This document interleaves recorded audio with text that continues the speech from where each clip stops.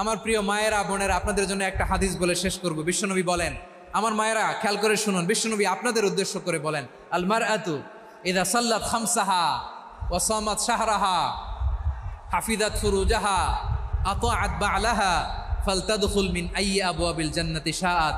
বিশ্বনবী বলেন, ও রমণীরা, ও নারীরা, যে সমস্ত নারী এই 4টা কাজ করবে, এই 4টা কাজের গ্যারান্টি দিবে, তাদেরকে জান্নাতের 8টা দরজার গ্যারান্টি দেয়া হবে। কি 4টা কাজ? 1 নম্বর, আল মারআতু ইযা সাল্লাত খামসাহা, যে নারী 5 ওয়াক্ত নামাজ পড়ে। কি করে? জেলা স্টেডিয়ামে অবস্থানরত আমার নারীরা বোনেরা, বিশ্বনবী আপনাদেরকে 4টা কাজের কথা বলেছেন, খুব বেশি না। 4টা করলে 8 জান্নাতের দরজা সব খোলা। কোনটা দিয়ে যাবেন? যেটা দিয়ে মনে চায়। 1 নম্বর 5 ওয়াক্ত নামাজ। আমার বোনেরা জোহরের নামাজ পড়তে পড়তে এটা আসরে নিয়ে যায়, আসর পড়তে পড়তে এটা মাগরিবে নিয়ে যায়। এরকম আসরে নাই, লালমনিরহাটে হয়তো নাই। আমার বোনেরা এটা করবেন না।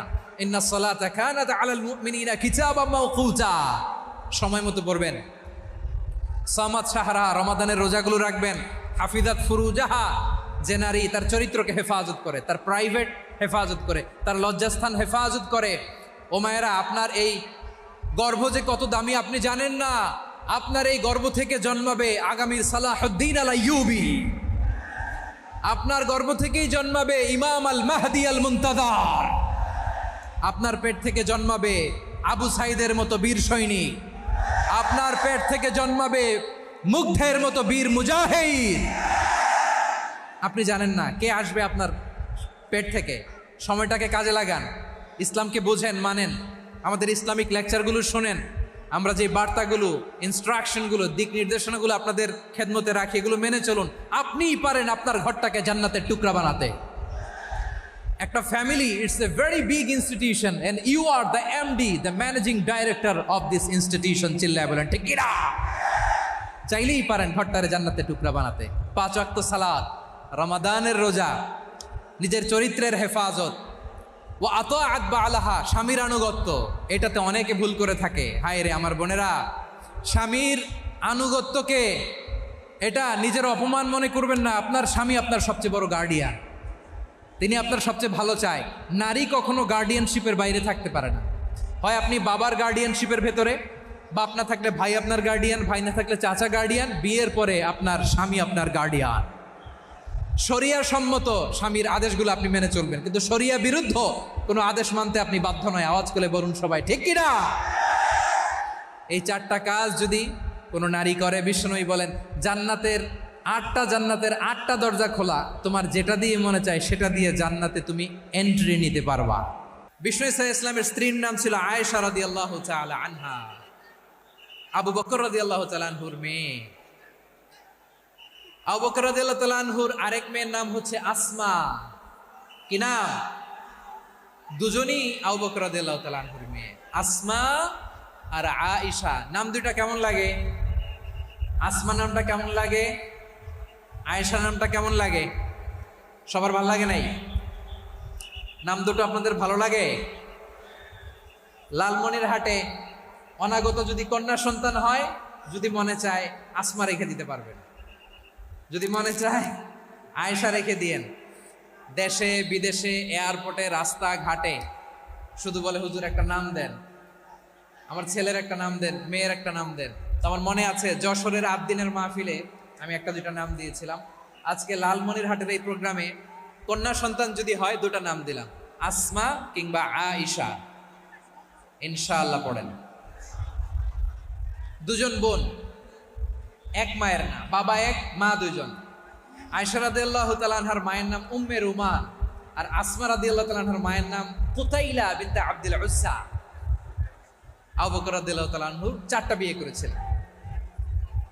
তো একই ঘটনা ঘটেছে এই ফ্যামিলিতে। আসমা ইসলাম ধর্ম গ্রহণ করে মুসলিমা, কিন্তু তার মা কুতাইলা মুশরিকা। আই রিপিট, বোঝার জন্য আমি আবারও বলি, আসমা রাদিয়াল্লাহু তাআলা আনহা মুসলিমা, আর আসমার মা কুতাইলা। আওয়াজ করে বুঝে থাকলে বলেন, আসমার মা মুশরিকা। তার মানে মেয়ে মুসলিম, মা অমুসলিম। ভেজাল আছে না নাই? কিন্তু কুতাইলা আর ধৈর্য ধারণ করতে পারে না। নার ছেড়া ধন, কলিজার টুকরা ধন, কলিজার টুকরা সন্তান, আসমারে দেখতে বড্ড মন চায়। সাইয়েদনা আসমা রাদিয়াল্লাহু তাআলা আনহা মক্কা থেকে হিজরত করে মদিনায় চলে গেলেন হুদাইবিয়ার পর। যখন মক্কা মদিনার ট্রাফিক স্বাভাবিক হলো, মক্কার লোক মদিনায় যায়, মদিনার লোক মক্কায় আসে। কোচাইলা কলিজার টুকরা সন্তান আসমারে দেখার জন্য কিছু উপহার নিয়ে বিশাল মরুপথ পাড়ি দিয়ে মক্কা থেকে মদিনায় যায়। সুবহানাল্লাহ বলেন। এখন মা আসছে মেয়ের সাথে দেখা করতে, মেয়ে তো আর দেখা দেয় না। মেয়ে ভাবছে আমার মা তো মুশরিকা, অপবিত্রা, তার সাথে কি দেখা দেয়া যাবে? বিশ্বনবীর দরবারে চলে গেলেন। সুবহানাল্লাহ বলেন। কি সৌভাগ্যবান ছিল তারা, মাসলা জানার দরকার হলেই নবীর দরবারে চলে যেত। ঘরে বউয়ের সাথে ঝগড়া হলে নবীর দরবারে চলে যেত। অনেক সাহাবী বলে আমার পেটে ক্ষুধা লাগলেও আমি নবীর কাছে চলে যেতাম, কারণ নবীর চেহারার দিকে তাকালেই আমার পেটের ক্ষুধা মিটে যেত। সাইয়েদনা আসমা রাদিয়াল্লাহু তাআলা আনহা বিশ্বনবীর কাছে চলে গেলেন, যে বললেন ইয়া রাসূলুল্লাহ ইয়া হাবিবাল্লাহ ইন্না উম্মি কাদিমাতুন ইলাইয়া ওয়া হিয়া রাগিবা।